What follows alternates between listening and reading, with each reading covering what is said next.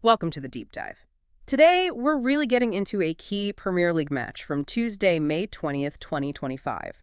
Manchester City versus Bournemouth played at the Etihad. That's right. You sent us your thoughts, your analyses, and we're here to sift through it all and pull out what really mattered, our mission, to properly dissect this late season game and figure out exactly what happened. Absolutely. We've got the full 90 minutes, plus that stoppage time to explore. We'll look at team selections, the tactics, those key moments, and of course, the final result and what it all means. It was the 37th round, so high stakes. Okay, let's jump right in then. The team sheets. What did Guardiola and Iraola signal with their starting lineups? What were they trying to do here? Well, the lineups gave us a pretty immediate clue, didn't they? For City, you had Ederson in goal, obviously. The defense was Gvardiol, Akanji, and Diaz. Pretty solid, good on the ball. Standard City setup there. Yeah, and the midfield was stacked. Nunes, Gundogan, Kovacic, De Bruyne, Bernardo Silva. Just, bags of creativity. And up front. A duo, Marmish and Highland. Marmish brings that pace.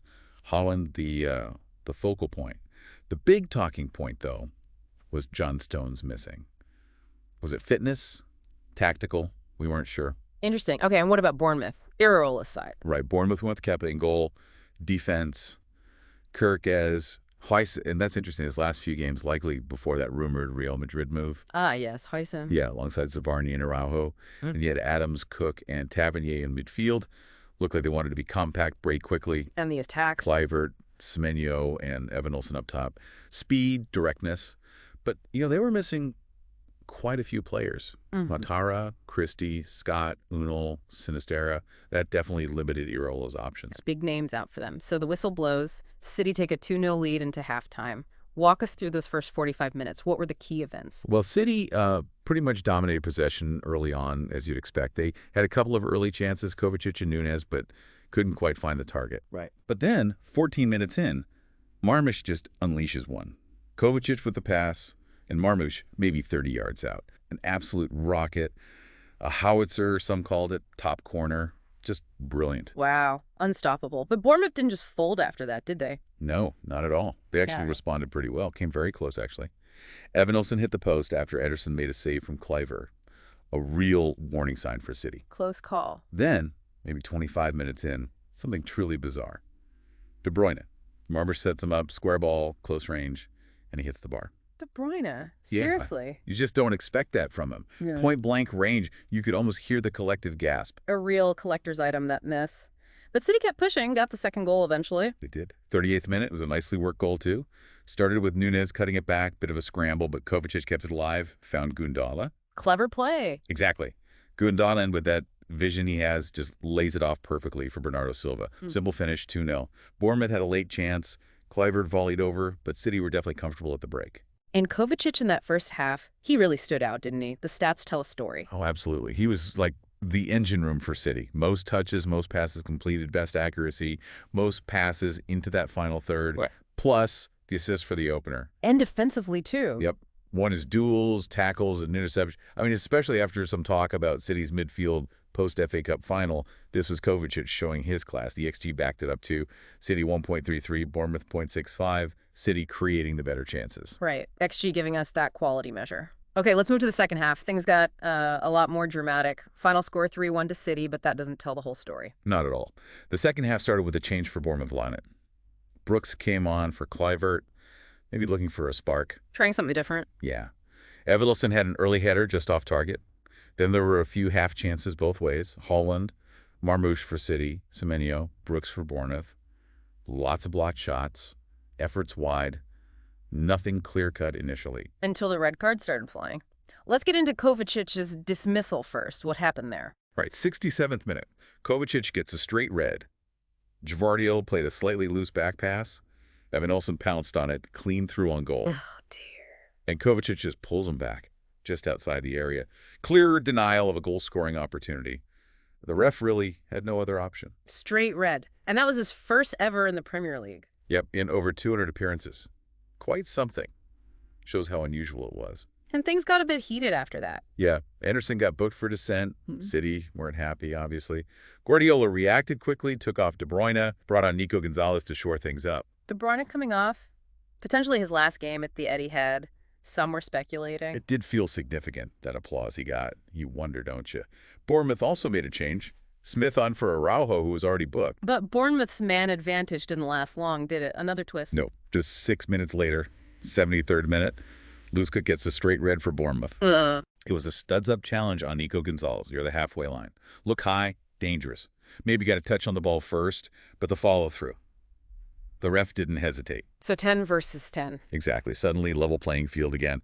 Apparently, the first time both teams got straight reds in a Premier League game since December 2023. Gonzalez needed treatment, but thankfully carried on.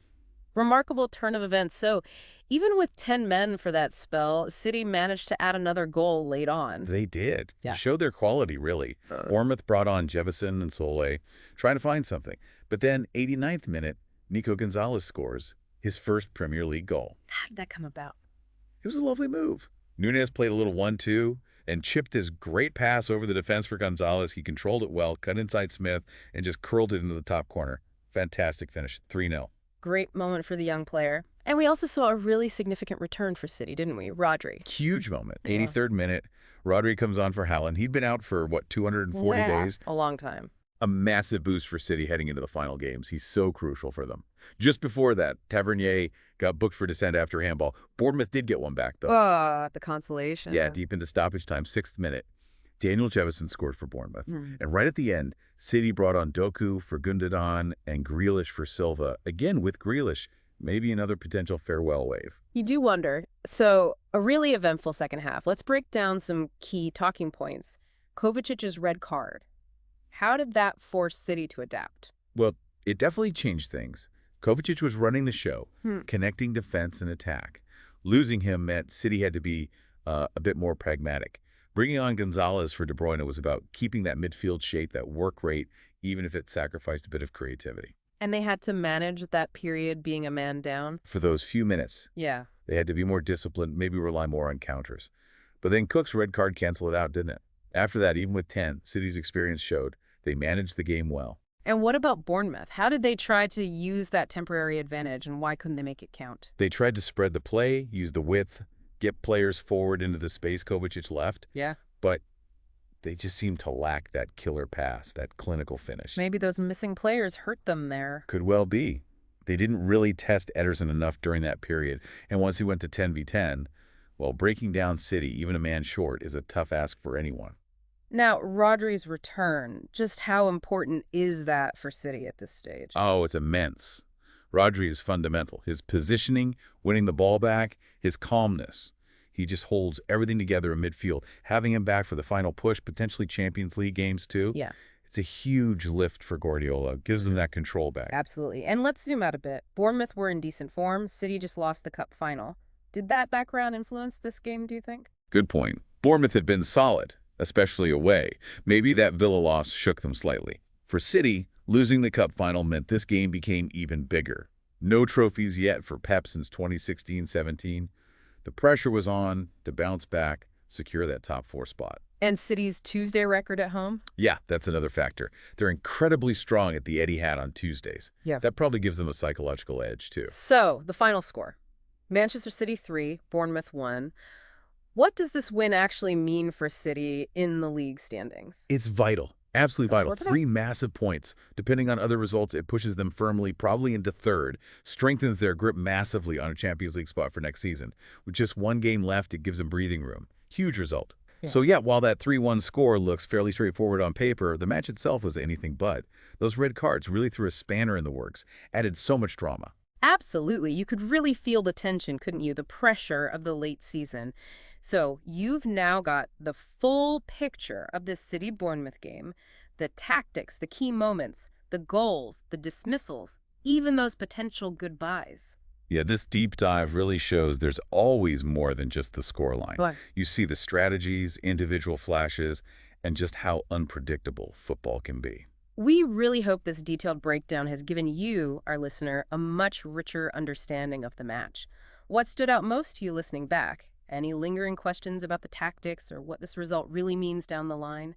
It makes you think, doesn't it, how one moment, a great goal, a red card, can completely change a game, maybe even a whole season. Thanks for diving deep with us today. We'll catch you next time for another insightful extraction.